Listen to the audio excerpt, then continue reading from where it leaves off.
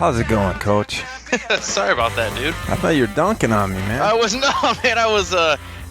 the guy from the 5-star retreat place was calling me, and I've been trying to contact with him all weekend, and so I was trying to finalize a few details for our first annual C26 run retreat. Ooh. Yeah, Yeah, that sounds good. I'm so pumped, and I just got done talking to him. He was talking about there's a few colleges that go there for run camps, and they've got gravel roads, empty kind of pavement roads, and then also 20 miles of trails in the middle of just a ridiculously awesome backdrop on 450 acres, lakes, ponds, river. It's awesome. So I was trying to get with him to make sure that if I needed to get more space than just the lodge, that I could. So I got that all squared away, but now I'm here. I'm ready to roll. It's a beautiful Monday here in Nashville, Tennessee. It's October 29th, and welcome to the Crushing Iron Triathlon podcast, 2 weeks out from our 2-year anniversary. Oh, man. And it's a great day for a hayride. Dude, I know that's why apologize for the lateness today, if you're listening to it in real time, but we had a little hayride at Hayden's daycare, and but yeah, I mean, this is the best kind of fall day you can have. The leaves are still turned. It hasn't gotten cold yet. They haven't all fallen. It's clear skies, 50s. This is the weather people dream about. Yeah, it's also a great day for a window estimate that I'm waiting on. Hey, let's a little bit more about that run camp. Where are we at on that? Is this something that people can do, or? This is fortunately / unfortunately, this is actually going to be a team only event. Okay. Just for athletes that are on our team that we coach and that we work with. Just simply because it's I think it's a kind of a really cool team building thing to do, and there's just a really limited amount of space that we can have, and it looks like we're going to have somewhere between 45 and 55 spots, and it's we're going to take care. They'll pay in the entry, but the lodging and accommodations are going to be paid for. But I figured with the lodging and stuff, it'd be a really cool thing for our athletes to participate in. Because honestly, as you saw, the rough draft and for the link for registration, it's January, February, March, those are some of the most lonely, coldest months. Mm-hmm. And I just feel like it's a great way to keep you motivated, keep our athletes motivated over those isolated months where the sunshine is basically what feels like zero.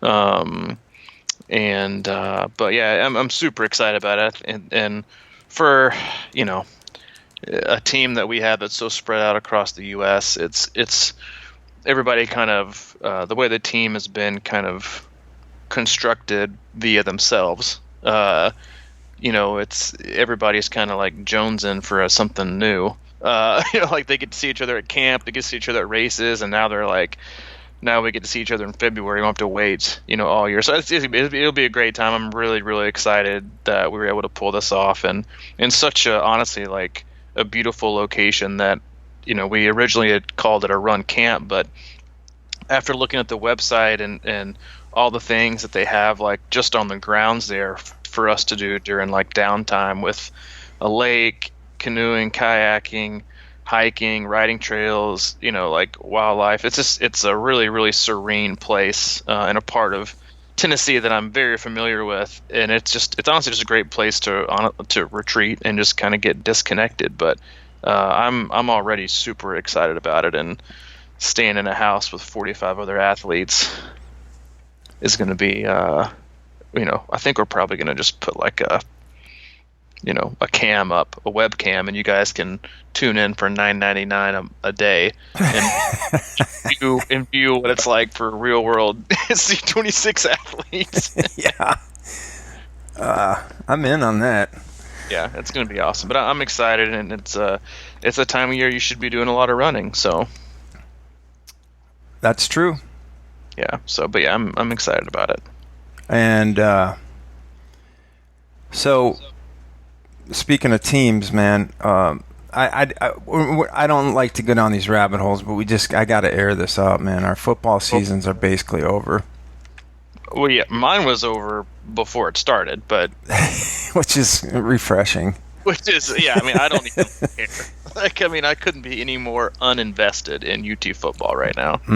That's got to be good, though, on some level. I just think, yeah, it's great. Like, let it go. I just don't have to care. I mean, and I don't care. I mean, but I've lost it. You don't noticed the last few years. Like, I'm just kind of, like, whatever. Yeah, like, but every once in a while it perks up. It's like, man. It perks up a little bit. I'll pay attention. Like, I told you, when we were at Ironman Louisville, I said, hey, I think we're going to take out the Tigers here. Mm-hmm. We took out Auburn, but I didn't watch a single snap of the game. It was just kind of like, they're on my radar. I'm just not. They're in my periphery in terms of things that take any kind of like emotional investment from me right now. I hear you. You, on the other hand, I turned it off at halftime again. It's like the third game in this year I've turned off at halftime. I just can't watch anymore. The Badgers are just, I don't know, man. It's like expectations. You come into the year. It seems like every time, and I think this is a big deal, like, in college kids or whatever, even race expectations, we can kind of transition into the fact that I'm finally writing my race recap. Mm-hmm. But I think that when you have, we went into the year, Wisconsin, top 4, top 5 kind of, national title contender type team. And I think a lot of times that they go in with that hype gets in your head. And, we had we had a Heisman favorite. We had the best offensive line in the country. A quarterback won the Manning camp, all this stuff. And I just think that sometimes people forget they got to do what got them there, Mm-hmm. And there's just really no excuse. I mean, how can that, you have that kind of offensive expectation and just be awful? So, anyway, we don't, I hate going down that road. But I mean, some people do like it. A lot of people in Australia love us talking about football. Yeah, it's just together. We should like really shore up our rugby talk or something. Yeah. But Australian rules. Australian rules. Yeah. But yeah, it's good to be just disconnect from it, man. Yeah. No, I know. It's good. It's just a weird transition. You have that in your life, and then all of a sudden you just don't. And it's a good feeling. Yeah, but let me ask you this, and this kind of goes back to the text we were kind of swapping back and forth with over the weekend with another canceled swim at Waco 70.3. Mm-hmm. And you said you were kind of you were losing a little steam perhaps, and I actually said that I thought that it was actually, I think that, and I don't mean this in like because I'm a fan of it, because I'm not even like close to a fan of it, but I think in like a weird non-intentional subconscious way that these adverse effects and like just the crazy weather that we've had this year, because I mean, you can go on like the global warming rant, but a lot of this is just like crazy rainfall flooding, like it was in Waco and it was for Chattanooga. Actually think almost in Madison. I think it's actually good for the sport in terms of the next like year to 2 year cycle, strictly because athletes will feel like they need to do it again. Not all of them, but some of them. Mm-hmm. If it's a bucket lister, or I'm just going to do it once, and they get rammed with a canceled swim or a shortened swim. A lot of things, all these dominoes fall in a direction that wasn't even on your map. And I think from the first timers, it's really difficult to handle and swallow. And I mean, I could care less. And, if you cross the finish line, especially on a day like Louisville was, dude, you deserve all the credit and then some. I mean, it's just no big deal. But for ones that, somebody like it that's maybe in your shoes, that's a seasoned veteran who's done like 5, 6, 7 of these, every time we race, it's a barometer, right? That's for where we are, and you measure it on distance for so many athletes based on what's your time, but your best time over an Ironman or best time over 70.3. But and given like there's so many different things to take into account for all of these that, yeah, I mean, is your best time always going to be your best race? No, it's not. For a lot of reasons, and we've talked about this before. Like, I know specifically, like my PR still is from Ironman Arizona in like 2011 or 12. My second best time was Ironman Wisconsin like 3 years ago, and I think I was only like 4 minutes slower over a insanely more difficult course than Ironman Arizona, coming off a baby in the NICU and 7 weeks post-infant. Easily, am I a better athlete now than I was then? 100%. So obviously, there's a way to you kind of shift things on best race, best time. I think are different, but a lot of athletes feel like they have these great performances, but it's like, well, now what bucket do I put it in? You know, and how do I feel, engage, and assess where I was if you're an athlete, which is very common. And nothing wrong with it, that places weighted fulfillment or judgment based on exact distance, exact time equals how much better am I getting with just the time in hand. And that's, you know me, I've always been a much bigger fan of don't obsess about time, obsess about overall place against the field first, then against your age group. Because, and why I go, and then time, if it's not your first one, because the way I say that is because I think overall position is best categorized as how you did against everybody else that day, given the terrain, the weather, all these things.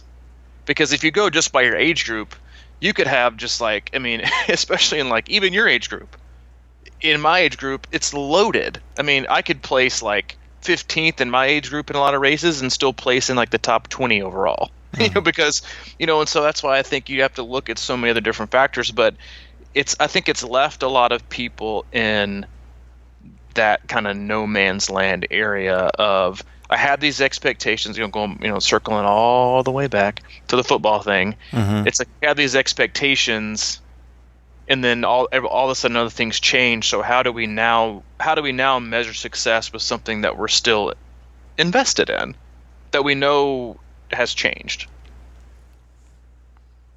Yeah. I don't know.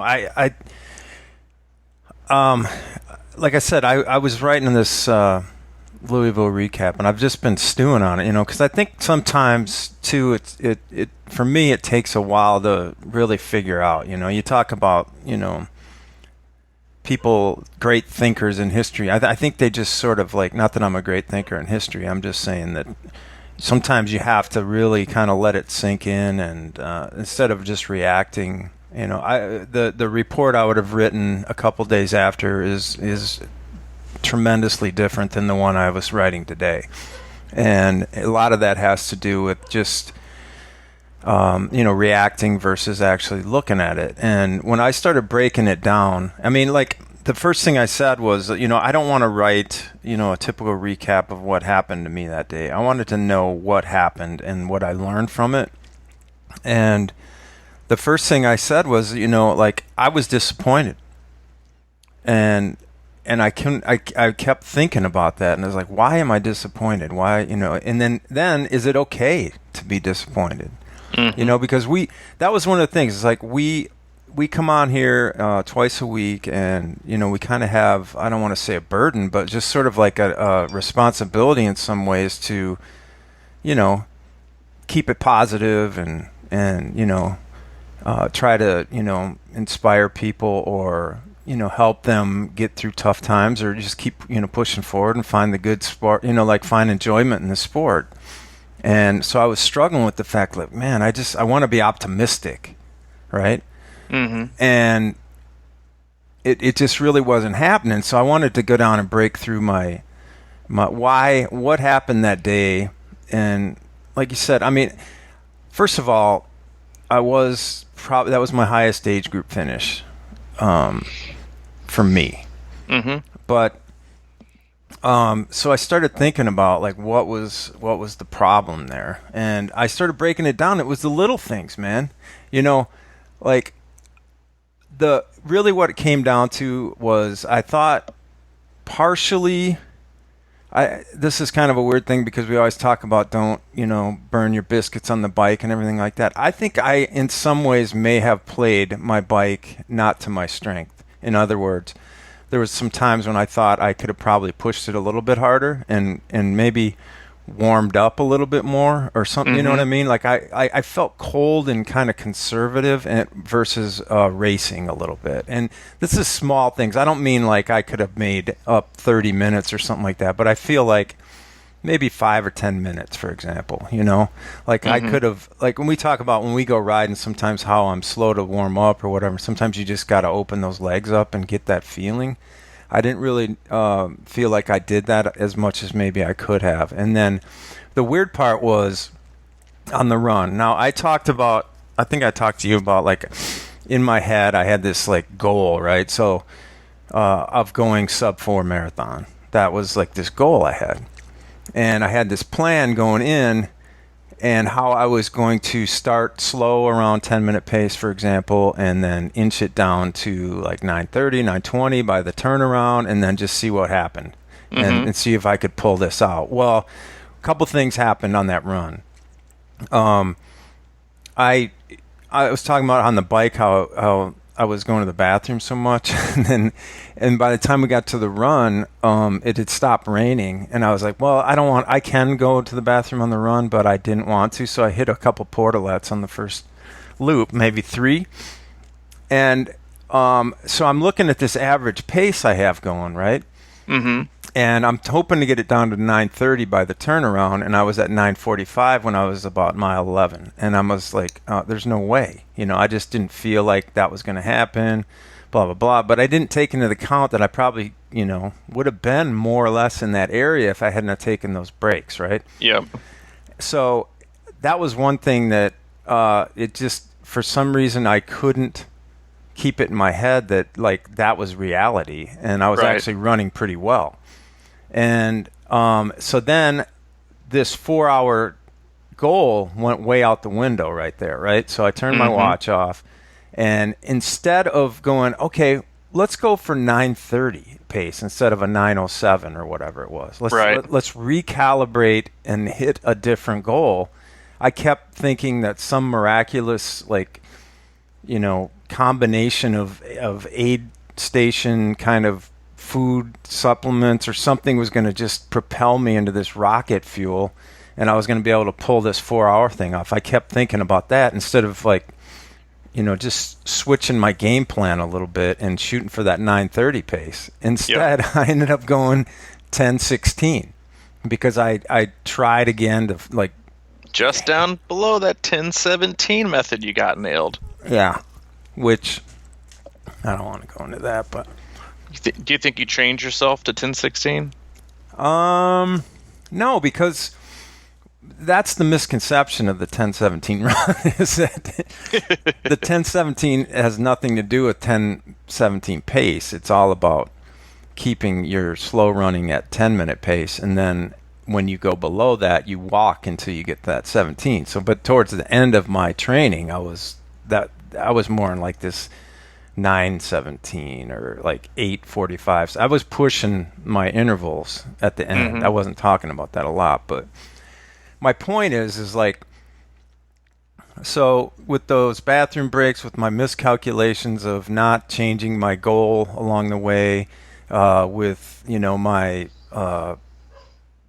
soaking in of the finish line, all these little things that could have easily added up to 10 minutes, including losing my T1 bag, all these things.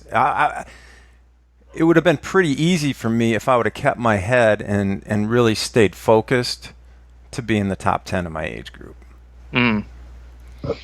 Which would have been a nice thing. That's kind of what I was shooting for. I was 14th, and, to make up 5-6 minutes would have been easy.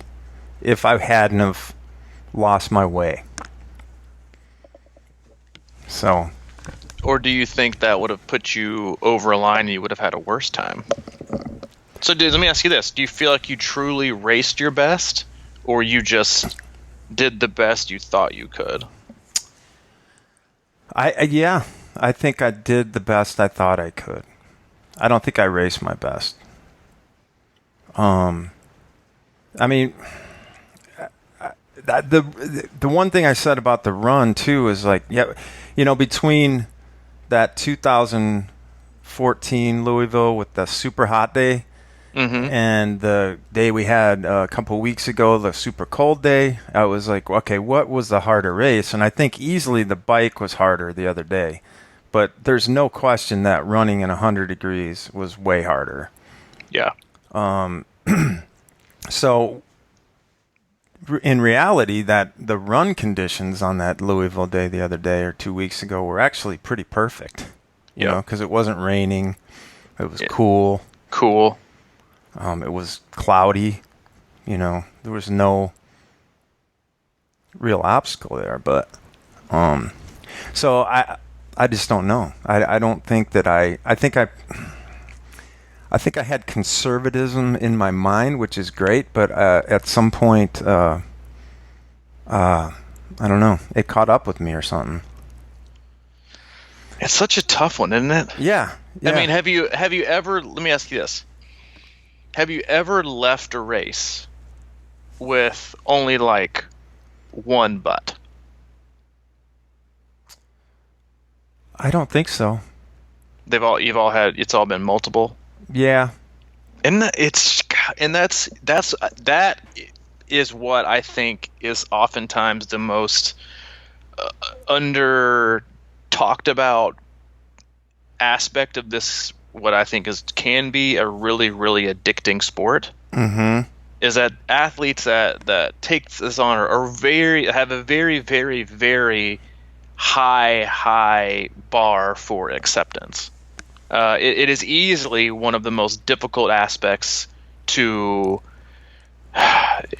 deal with as a coach, because some athletes are literally never satisfied. Right.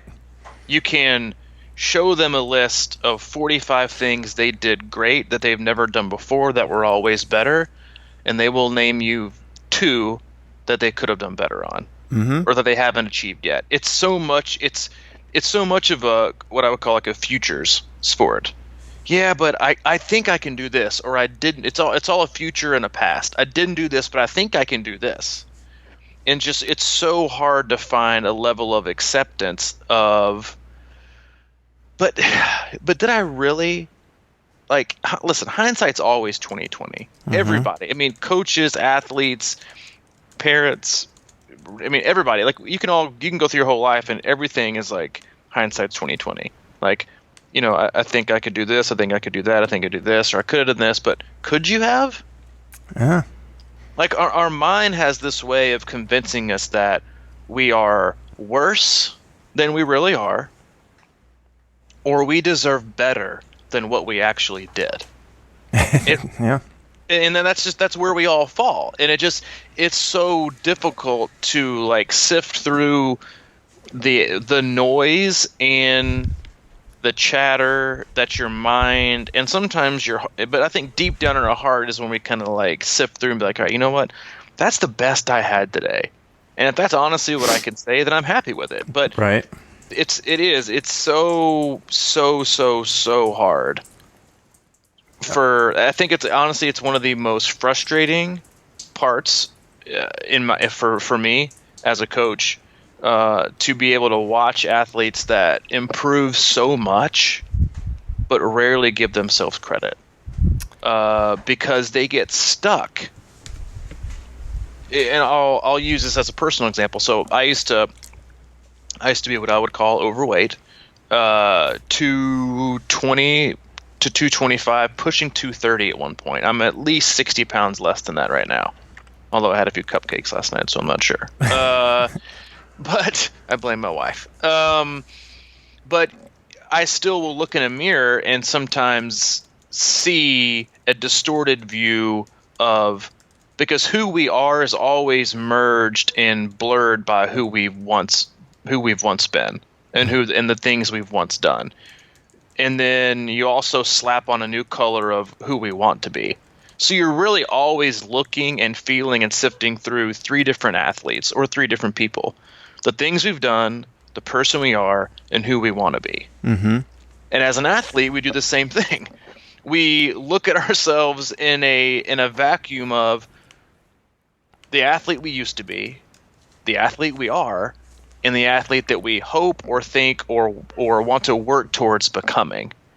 And it is a very, very difficult and delicate balance between which one of those, we'll call it the 3-headed athlete, which one of those athletes has the biggest voice in the room. A lot of athletes, and I can tell you this without question, the past athlete has the biggest voice in the room. Mm-hmm. I'm not good enough. I'm not fast enough. I'll never be able to do this because I've always thought this way. And it will totally take hold of the present athlete and not allowing them to appreciate and be gracious and be grateful and be accepting and happy with their current accomplishments based on how far they've come. And it will totally blur and skew and ruin their abilities to be the future athlete that has probably the smallest voice in the room, but can sometimes make some of the biggest decisions. And that's what happens. The athlete who they think they can become or they think they are, good or bad, without doing the work or with a healthy level of fear, they'll let the future athlete make the decision to sign up for an Ironman, and then you'll never hear from him again. Until, it's just like, oh, I'm gonna let you drop the 800, and you just kind of go and disappear for a little bit. And you know what? You can hang around for a week. You can do my Facebook posts with my registration screenshots, but after a week, man, we get down to business.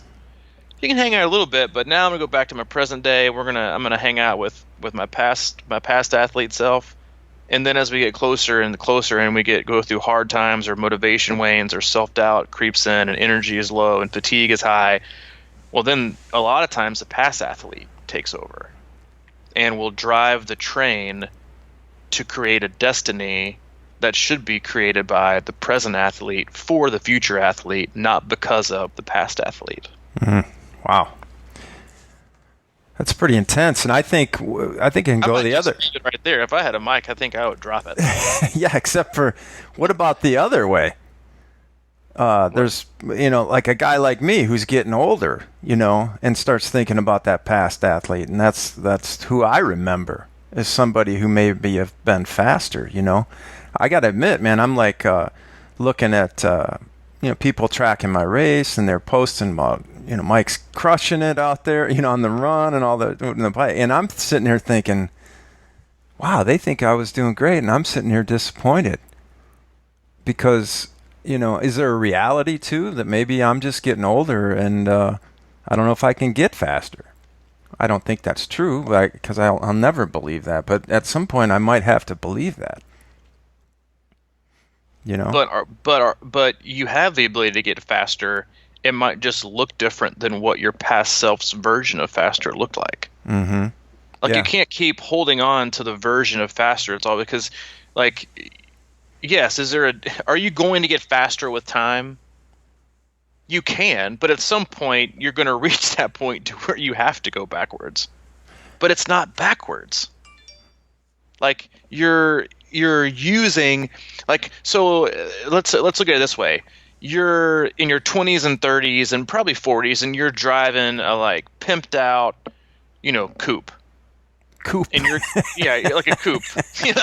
And nobody uses that word anymore, but I'm gonna throw it out there. You mean like a hoopty or something? No, not like a hoopty. I would have said a hoopty, like a two-door coupe. Okay. Like a Nissan Maxima coupe or an Altima coupe. Okay. I'm not talking like a hoopty. We'll get to that. That's when you're in like your 70s and you're like the old G. So you're the younger athlete riding around in the coupe, and you're blazing. You got all this energy and go fast all the time, and you drive with reckless abandon, and you do pretty well, and your times are X. Then you just get a little bit older in your 40s, 40s and 50s even. You're probably riding around in a solid, very well built, still speedy 4-door sedan. Mm-hmm. And you perform well and you do great, but maybe you're placing then in like the top 10 to 15 to 20. Your times are a little bit faster, but they're kind of plateauing. And then you hit maybe like 50s and 60s, and for some athletes early 70s. Then now you're driving a totally different vehicle.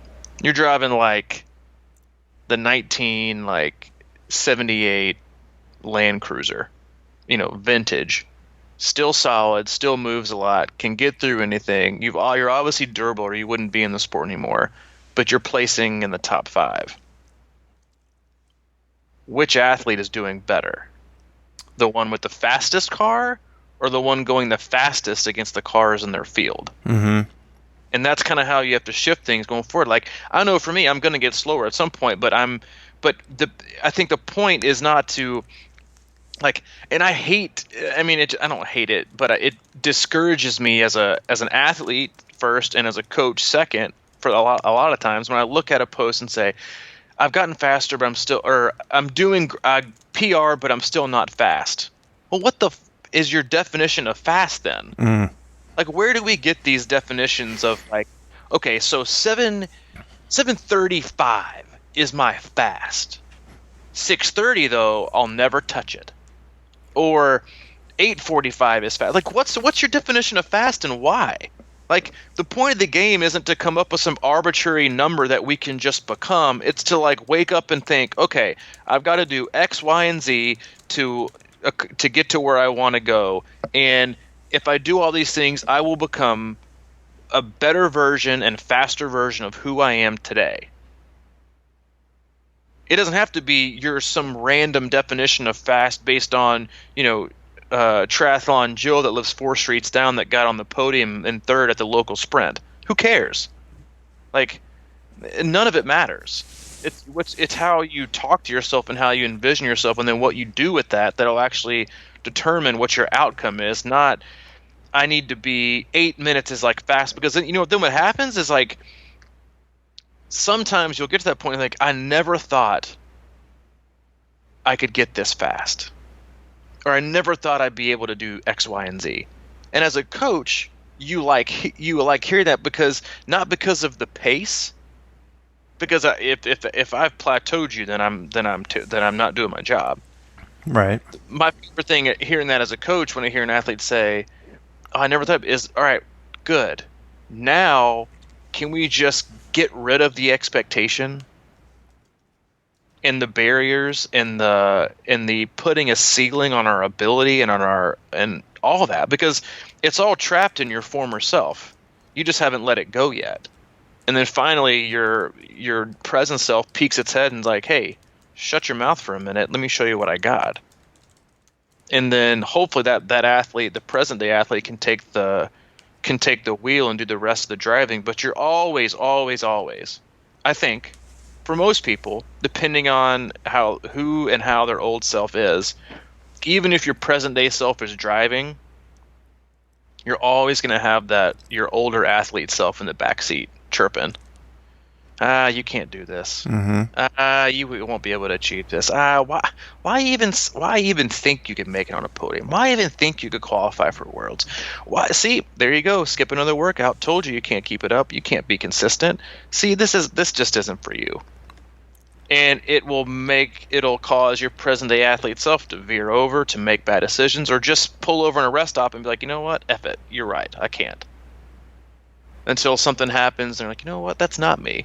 You can sit in the back, but you're not driving where I'm going. And it's I think one of the hardest aspects to deal with as an athlete. Self, I know for me too. It's you're always going to have that balance, I think, and I struggle with it too sometimes.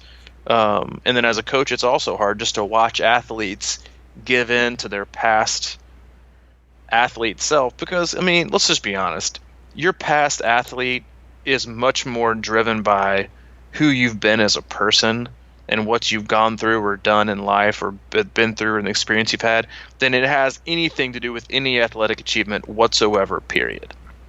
It's about our experiences. And experiences either drive us towards something or do their best to drive us away from doing anything of worth that we would feel really, really good about. I think you're right. I mean, I just want to be clear here that I've been talking about how I've been disappointed or whatever in my race, but that doesn't mean that I'm really bummed about it. You know what I mean? It's just sort of, I'm using it as a fuel, and that's the question: is that a bad thing?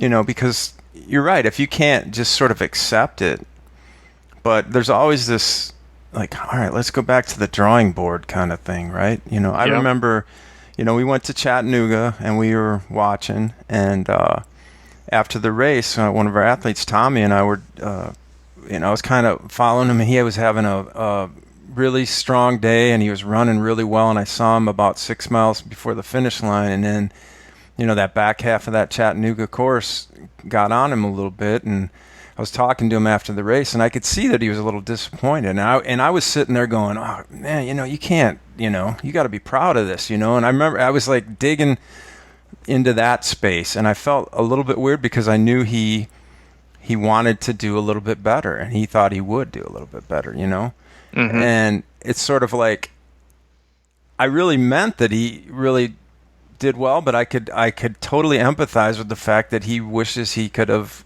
done something a little bit better that day. And I think, you see him, and I think he's just, kind of used it as fuel. And I think that's part of it. The competitor inside of him is driven right now. And that's sort of how I feel, So I guess it's just like this weird line of, I love that, three-headed athlete thing. It's just like that weird, like, don't believe any of them too hard or something. Yeah. Yeah, I mean, don't let. Yeah, it's so you can't go all in on any of them. Yeah. I mean, the one you should is hopefully the present day one, because that's who got you where you are. And obviously it needs, it can always get better. But yeah, it's just a hard balance between, because you also see some athletes, and I think I've talked this with a few athletes, kind of maybe off the air. Is you got, for me, your junior year as an athlete is oftentimes when you can see the biggest gains, because freshman year athletes, everything is great. Motivation is at a high. I am #Ironman training 364 days of the year. Everything is great. All I got to do is finish, and I have reached the pinnacle. I have done it. Sophomore year, I got this. I'm no longer a freshman. I'm a seasoned veteran. I know everything. You need to know a question about triathloning? I got you. Just shoot me a direct message on Facebook, and I can answer all of your questions. Motivation? I know what I'm doing. I look back at last year, and I'm pretty sure I can pull it off. I mean, give me just like 5 or 6 focus weeks, and I'm pretty sure I can nail it. I got it. And then something happens, and like, oh shit, like I've just kind of stayed the same, thinking and feeling and acting like I had it all from last year, but I didn't. And then you learn these lessons, and then your junior year, you're like, you don't have it all figured out, because you never do. You're just never going to figure it all out. Right. But the junior year is like, man, you've learned so many lessons. You've gone through 2 full years. You've grown so much as an athlete. Now I know what it feels like to be motivated. I know what it feels like to not feel motivated. I know what it's like to make mistakes. I've made the mistakes. I know what it's like to learn from them, because I've learned from them. And you've kind of found your why has probably most certainly changed, because I think it's always changing. Your why, I think, is always going to change. And I think it's good, because you're no longer just happy to be there. You're no longer living in the past. You're like, now I want to see what I can do. And that is the junior year. It's application time. But it's only like that if you learn from things. Mm-hmm. And again, that's also hard. It's why the sport is so hard and addicting, because you can't ever figure it all out. And more than likely, there's two things. There's always going to be room for you to get faster, and there's always going to be somebody faster than you. That's it. There is one person on this planet who is the greatest triathlete ever, or at this moment. And there's only one triathlete that is the worst triathlete on the planet. The rest of us are just kind of in the middle. So, I mean, we're all the same, except for, the one and the other, but there's only one. So, like, you're always going to have room to become a better version of yourself and become a faster version of Mike, or a faster version of Robbie, or a better version, like a stronger version. And I put this sometimes in the workouts at All Right for athletes, and a lot of times it's not lifting the pace, it's run faster / run stronger towards the end, because those will always look different based on the terrain, because it gives athletes also an acknowledgement of, okay, my pace doesn't have to look better. In order for me to be lifting pace and lifting effort, I can just choose to run stronger because of the terrain. Your pace might look slower. I have athletes, I had this hill, mile 6.8, and that's why my pace was dropped. Hey, I can see this, but I just wanted you to raise the effort. And I can see all that with your heart rate and the terrain, all that stuff. But it's giving yourself an opportunity it's okay for me to miss certain things here and not hit certain things here, because the goal for me is to run and bike and swim stronger and to be able to lift the effort. It might not always look, quote unquote, your definition of faster, but tell me who's getting the better workout, or tell me the better trajectory. The person who's averaging 8-minute miles, and I tell them to run faster, and then they pick the perfect route. So it's and people do this to me. Athletes, I see you. They pick the last 3 miles to descend, and they pick the easiest, flattest route that has a slight descent. So it's negative gain. Mm-hmm. Or the athlete who's got 8-minute pace, and ask them the negative split, and they choose to run stronger, and they take the harder, hillier route, and that only drops to 750, or stays the same. Mm-hmm. Tell me who's making the biggest gains. Yeah. The one who's doing the work, who wants to look like the work is being done. Mm-hmm. To the point of never figuring it out and all that sort of stuff, that post you made about the pro triathlete at Kona who said he has still not figured out, who was that again? Yeah, Tim Reed. Tim Reed. He won, I think 70. He won 70.3 Worlds 3 years ago. I think 2 or 3 years ago, in Australia, I believe. But so he is definitely not a fringe pro by any stretch of the imagination. Mm-hmm. And what did he say again? He was just saying how it's the hardest thing that he's ever tried to figure out in the sport. Mm-hmm. was the Ironman Marathon.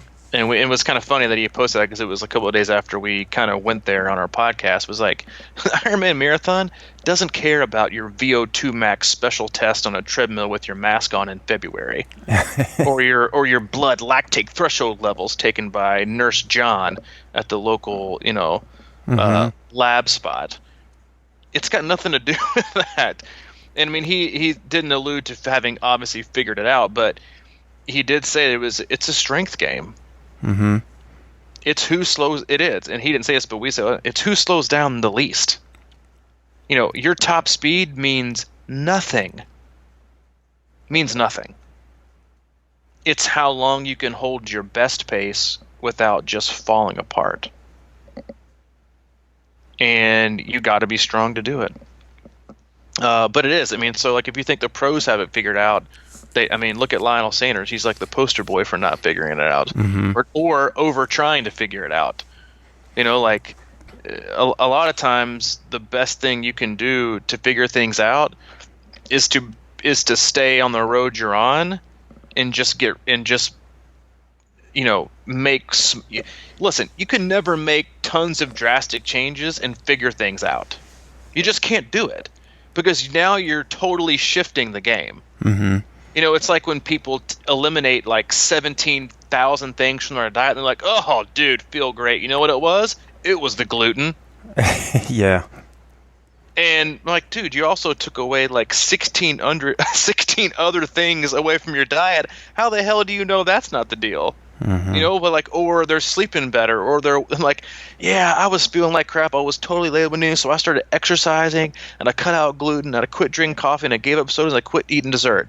That gluten, man, it was killing me.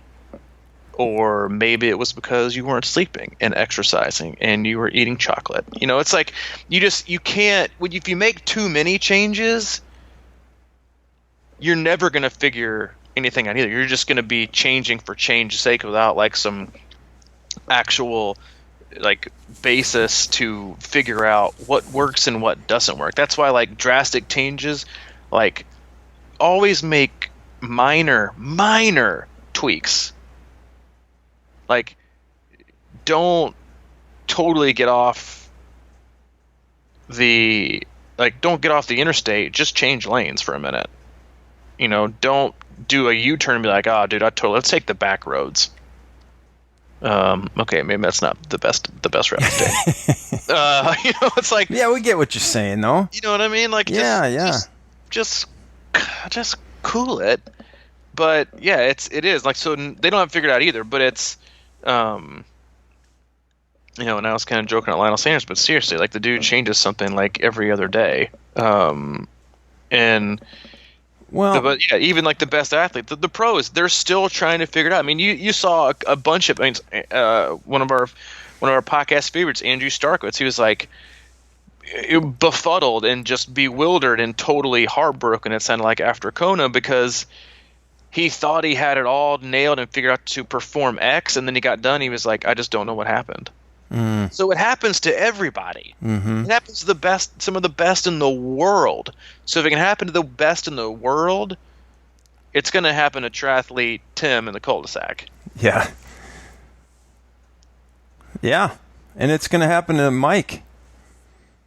Your point is so well taken there, because, I mean, realistically, when it comes down to it, I kind of did have it figured out. I just wasn't solid enough, or I just didn't, stay consistent enough and adjust I got off the interstate a little bit, or whatever the backroads analogy was sort of alluding to. And if I would have just stayed on and stayed in my game plan and readjusted my goals in race and kind of gone with what I had, I mean, I was probably pretty damn close to being there. Mm-hmm. You know what I mean? But I sort of, I feel like I don't want to say panicked, but I feel like I kind of went off the rails a little bit, and I just kept going instead of just getting back on the rail and saying, hey, I know you had a goal of 9:07 pace. Why don't you shoot for 9:20 now?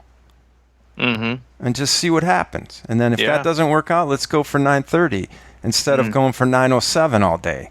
Some days you don't have 9:07. But that doesn't mean you have to go 10:16. That means you can go 9:30. Right. Yep. Maybe you can go 9:30 if you readjust and kind of stay within yourself. Those are the little things that you always watch these races too, and you track these races. Oh my goodness, what a bike! That bike splits, and then they come off and you try to sit there and watch these run splits come in and go and try to determine what's going on there. Mm-hmm. And you just can't. You just have to you have to understand that what's going on in the mind. It seems like everybody does it too. It seems like everybody does what I'm talking about, and that's the point, is that we have something in our head that starts unraveling, and instead of just kind of adjusting a little bit on the fly, we let it just go to hell. That's right. Because we can't let go of our goal X or goal A or whatever it is, And that's why when you talk about freshman, sophomore, junior, senior, And it's like I always like running into these grad students at Ironman. It's like the men or women who have done, they've been doing this for 20 years. You start talking to them about like these things you're excited about or whatever, and they just go, okay. And they walk away basically because they've been there. And it really is about just trying to be the best you can in that moment, that present athlete in the moment of that race as well, Yep. So, whew, boy. This is one of those casts where I feel like I have no idea what we were talking about. But I feel like a lot of it was really solid. Yeah. We might have gone a few different directions, but I feel like, and that's honestly, we get a hard time a lot and some pretty shitty reviews sometimes because we don't have a lot of structure. But this is kind of one of those power casts where I feel like we never have an outline. But it was kind of like we just let things go, and I know for me, I got a lot of it. I mean, as I do most casts, because I feel like half the time I'm talking to myself. But this is a no. I mean, like it was a lesson I needed to learn. Not like you're just there with the color commentary. Well, no. I think, man, if you just start, opening our ears to each other, we might be learning a little bit more. Yeah. So, but yeah, that was a good one. Yeah. I mean, this might be that cast I can finally call the podcast about nothing. It's like no, it'll be like the three-headed athlete podcast. The three-headed athlete. Yeah, that's going to be good. But, like you said, I mean, it's like Seinfeld's always great, but they just kind of power it out, and you never know what it's about, but it all hits home. Seinfeld. If you like this kind of podcast, yeah, for real, and you're still hanging around, you can go to patreon.com/crushingiron and throw us a little bone on there. We've got a $3.26 a month or a $13.26 a month or an open-ended pledge that you can get on board with, and we thank some of our recent pledges. We really appreciate that, and that does help us. We're getting into the in the winter here, Mm-hmm.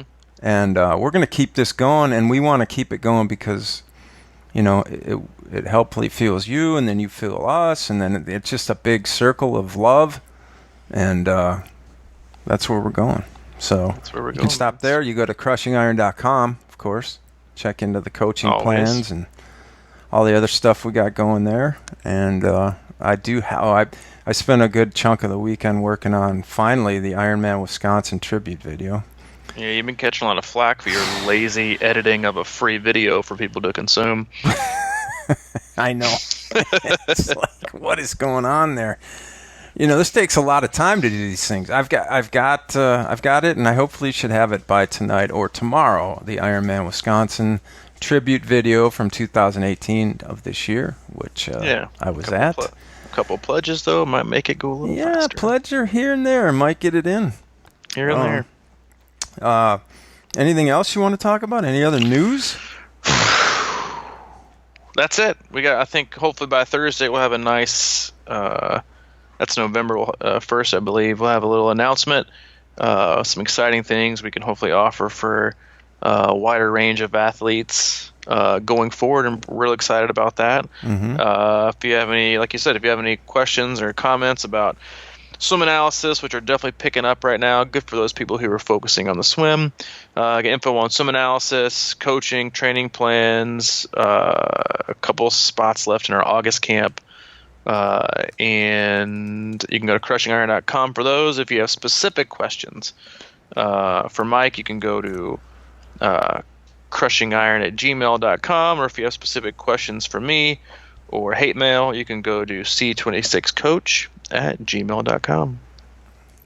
That sounds great. It does sound pretty good. And then we appreciate you listening. We hope you have a solid Monday and start your week off right. And we'll catch you on Thursday. Sounds good. Perfect timing for my window estimate. Hope you see things clearly. Yeah. All right. Thanks, everybody. We will talk to you later. All right. See you, man. See you.